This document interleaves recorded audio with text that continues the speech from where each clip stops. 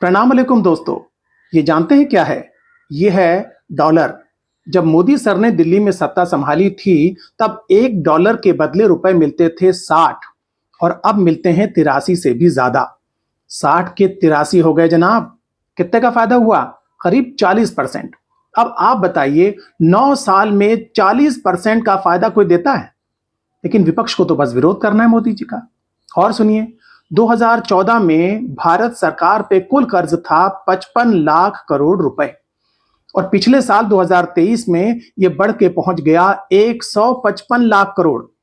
इस बात को ऐसे देखिए कि मोदी सर से पहले देश में 67 साल में कुल 14 प्रधानमंत्री हुए। ये सब मिलकर कर्ज ले पाए 55 लाख करोड़, जबकि मोदी जी ने 9 साल में अकेले लोन ले लिया 100 करोड़ के ऊपर। इसका मतलब क्या हुआ? अच्छा, हमको ही बताना है। इसका मतलब हुआ कि 14 प्रधानमंत्री मिलकर 67 साल में जितना कर पाए, उससे दुगना अकेले मोदी जी ने 9 साल में कर दिया। मोदी जी हैं तो पंपकिन है, लेकिन विपक्ष को तो बस विरोध करना है। एक बात और सुनिए, ये सारा कर्ज मोदी जी ने क्यों लिया?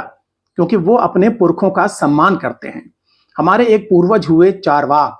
उन्होंने कहा, यावत जीवेत सुखम जीवेत ऋणम कृत्वा घृतम पीवेत, यानी जब तक जियो सुख से जियो, कर्जा लो और घी पियो। तो इस पुरखे की राय मान के मोदी जी भी कर्जा ले रहे हैं, लेते जा रहे हैं। लेकिन बड़प्पन देखिए, खुद भले ही कर्ज में डूबे पड़े हैं, लेकिन अपने मित्रों का कर्ज माफ करवाते रहते हैं।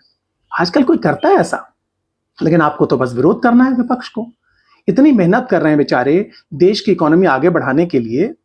पहले रिजर्व बैंक के गवर्नर बनते थे इकोनॉमिक्स में पीएचडी करने वाले, वो भी ऑक्सफोर्ड से, कैम्ब्रिज से। मोदी सर ने ऐसे आदमी को बनाया जिसने इतिहास में, हिस्ट्री में एमए किया है। भाई, पहले हमें मालूम तो हो कि आगे क्या गलतियां हो गई हैं, हिस्ट्री में क्या क्या गलत हुआ है, तब तो उनको सुधारा जाएगा। लेकिन विपक्ष को तो बस विरोध करना है। इतनी मेहनत कर रहे हैं बेचारे, लेकिन उनके काम लोगों तक पहुंच ही नहीं पा रहे हैं। मीडिया सारा बिक गया है। खबरनवीस उनकी खबर छापते नहीं है। इसलिए बेचारे मोदी जी आज हारने की स्थिति में है। इसीलिए इतने बौखलाए हुए हैं।